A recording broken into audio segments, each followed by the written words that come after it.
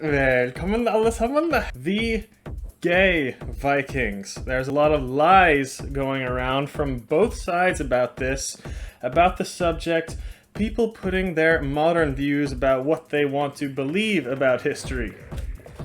You have on one side that there were no gays in the Viking Age, and if there were, they would be executed, and that's of course not true. And then we have people on the other extreme online talking about Norse culture, saying not only were same-sex couples accepted in the Viking Age, but they actually go as far as saying it was encouraged back then. As usual, I'm here to piss off both sides with the facts. And also, as usual, the truth is somewhere in the middle of the two extremes. And this is the first video in a three-part series that are going over all the sources to give us the truth about our history.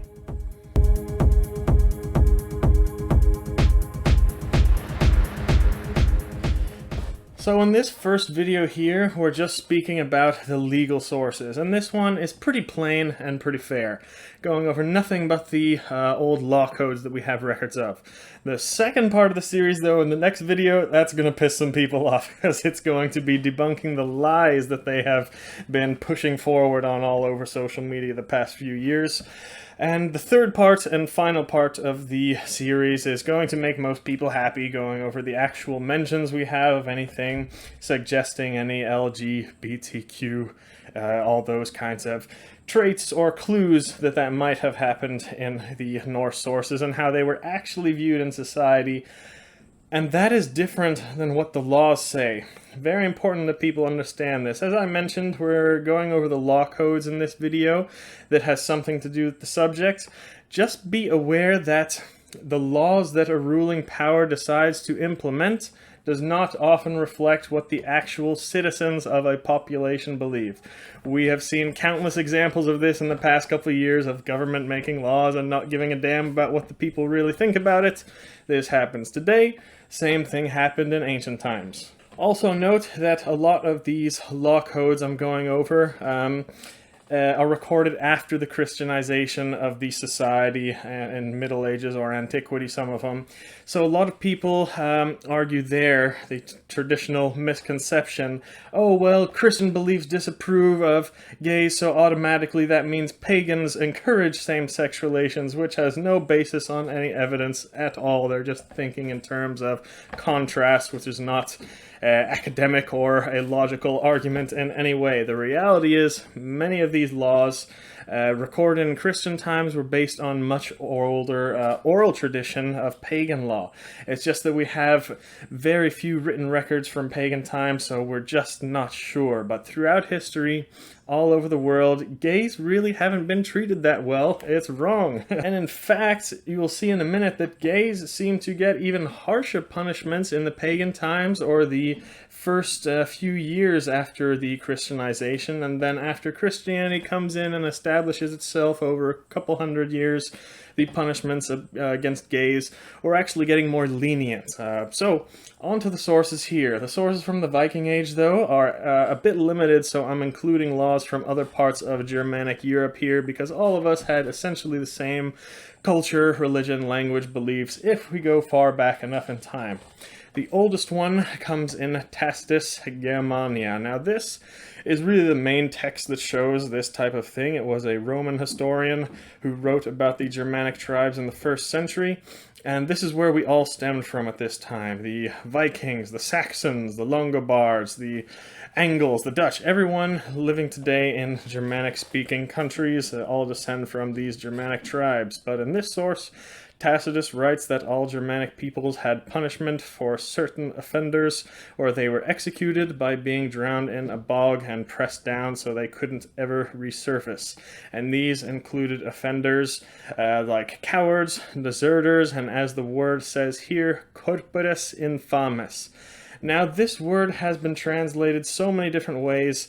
I see it translated in some texts as homosexuals, sodomites, those who disgracefully abuse their bodies or do notorious or infamous things with their bodies, or unnatural prostitutes it's translated to sometimes. Look, people are going to believe whatever translation of this they want to believe according to their own biases. I'm not going to speak about and say what my opinion is because I'm not educated in Latin. But Old Latin and many languages back then didn't even have an established, recognized word for gay or same-sex relations or people. So something like corporis infames or something similar to that is about as close as they had as these types of things.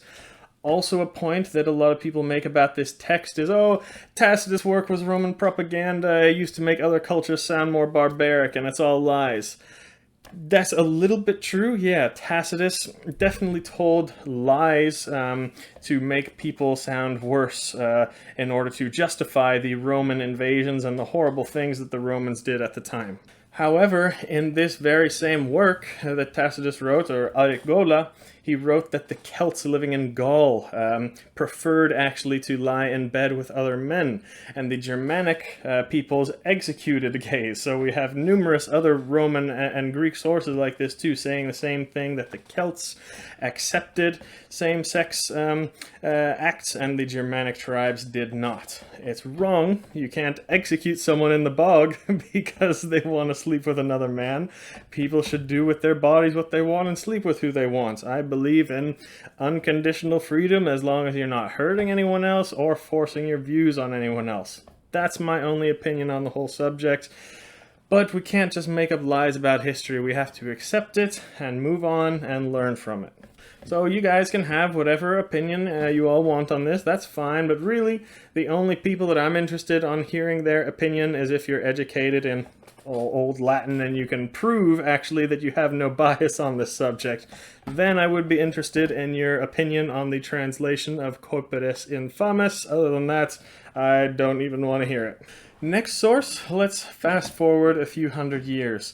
This is the time where the Germanic tribes were starting to split up more and form into larger kingdoms instead of small tribes. The Angles, Saxons, Franks, Goths, Frisians, and so on.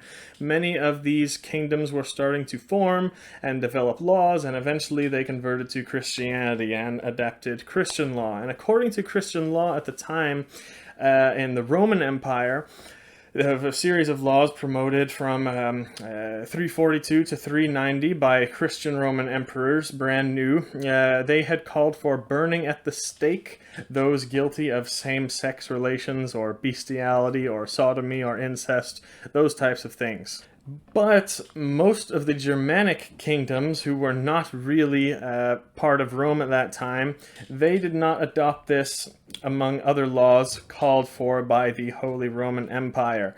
The Germanic kingdoms maintained their own legal practices for the most part at this time, which relied on much older oral tradition. Now, they were not very nice to gays either, but they reserved different punishments for them other than the church did. That's why most scholars have suggested that this disapproval of same-sex acts was not something brought on just by the Christian church at the time. It was already in Germanic culture originally, even though many of these laws are recorded quite a bit after the so-called official Christianization of the Germanic people. Couple sources here. This one is about the Langobards, a large Germanic tribe who settled Italy and actually kept their own Germanic law for their people in Rome when they were living besides Romans who had their own laws.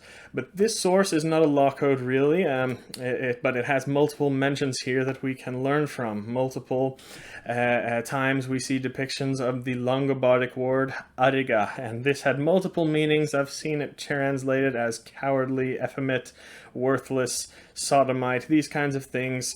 This is a close relation to the Old Norse words Ergi or Argr, which I will speak about in just a minute. But yeah, no signs in Langobard history that gays were punished under Langobardic law, but it was definitely not accepted. It was a grave insult to call someone that, as you see here. Next is something called the Benedictus Levita in the 8th century. It's a document found in Mainz, Germany, in the Saxon territory, and that prohibits same-sex relations, but it doesn't list any punishments for it there. So it's a problematic source because we don't know who wrote it or how old it is, but it's definitely not a Christian edition, it seems, because it seems to be quite a bit older than when Charlemagne came in and brought Christianity and started forcing on people there. So in that area, same-sex relations illegal, but no punishment is known for it. Next one, we have a very harsh punishment from a little bit later on in time. In Lex Visigothorum, you would get a banishment and castration if you were found guilty of all sexual crimes that they said were considered unnatural, such as male sexual relations, anal sex, both heterosexual and homosexual, and bestiality. Now this here was the Visigoths, a Germanic people who set up their kingdom in Spain area and Italy and kind of all over Europe, but anytime from the year 400 to 700. This source is also a bit difficult because this law code actually combined the much older tradition of Roman and Catholic and Germanic law into one, so we don't know where this harsh treatment of gays came from, but that's just one source there. Last one from a little bit later on in Frisia. This is a couple hundred years after the Frisians were Christianized, but the Frisians actually did retain most of their original rule and law. The Frisians were very independent, even though they were part of Rome at the time. And it says here, breaking laws of Octavianus and Moses and the whole world would get 3 choices. They could be burned alive, buried alive, or self-castration. So that is definitely not pleasant at all, and definitely not a fair thing to do at all. But yeah, this seems to be a Christian law, of course, but we don't know if it's older. So those are just some of the Germanic ones that prohibit or say something about same-sex relations, but there's also some that have no mention of it, such as these right here. These are other Germanic law codes that have no mention of same-sex relations. So law could have varied from place to place, and also the time period. But to learn a bit more, we're going to look into the Norse law codes from the Viking Age. In the Norse sources, we actually find a lot more punishments for those who accused others of same-sex acts than the actual sexual act itself being illegal. First one is the Gray Goose Laws, the laws of Iceland. We have them preserved in the 13th century text, but the original they think was established in the early days of Icelandic settlement, which was still pagan times. And it says here, if a man calls another man Argr, Ströðin, or Surðin, he shall prosecute as for other verbal insults. A man also has the right to kill for these words. Now these words basically refer to someone who liked to take it up the bum.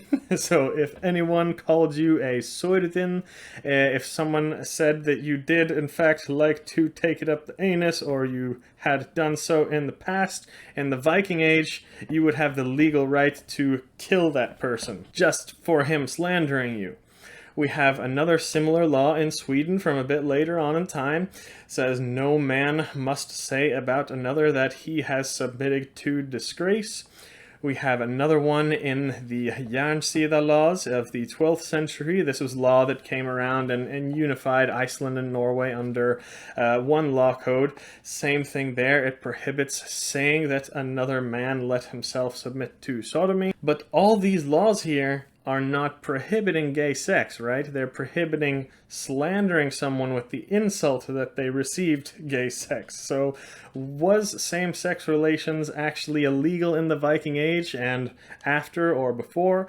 We have one source explaining that, and that is actually the oldest one, the Gulaþing, which is a Norwegian law code that we have preserved records of from the 1200s, but originates in the 900s in pagan times. And here it says, if a man enjoys the pleasures of the flesh of anything other than a woman, and are accused and convicted of it, they shall suffer permanent outlawry and have their possessions be confiscated and belong to the king.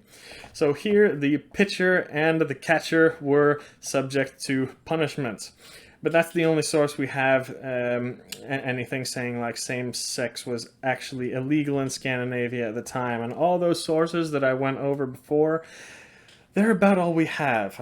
Different laws from different times, different places, using various degrees of punishment for same-sex acts. So believe whatever you want. Like I said before, these are just the laws that were written down, right? All you know today, the laws can say one thing, and that does not reflect the society's opinion on it. Society doesn't necessarily agree with all that. It just means that a few elite people at the very top in charge decided that they should write a law down dealing with that or not. That's all it means. My goal in this series is to show what the general population thought and how they viewed the LGBTQ stuff. There's a few scenarios that could all come from this. For example, some laws could forbid same-sex, but the general population didn't agree with that, or people just didn't care that much. They minded their own business.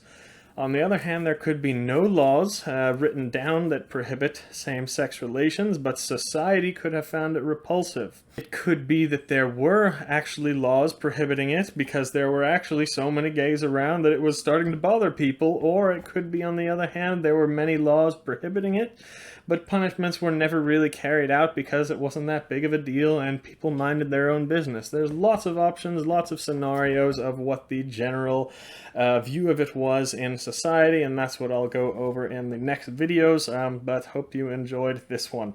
That's all for today. Vi ses nästa gång.